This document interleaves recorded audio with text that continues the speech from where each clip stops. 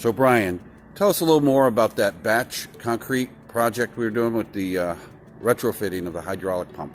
Okay, so it had this large obsolete vane pump in there that another company had rebuilt 4 times and it failed on them, kept failing on them. And they opted to call us to see if we could do anything. And the best solution was get rid of the old obsolete pump and install a new piston style pump to give them longevity. The piston pump works at much higher pressure, so the pump won't be working very hard, where this vane pump is working at maximum pressure all the time. We pulled out the pump and the bell housing and put a new piston pump and bell housing in.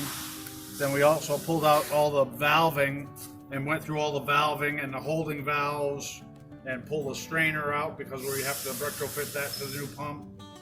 We're cleaning the tank, the reservoir that's on site. We're going to reinstall the valving. We're going to flush all the piping that's there. The cylinders were taken apart and cleaned and rebuilt.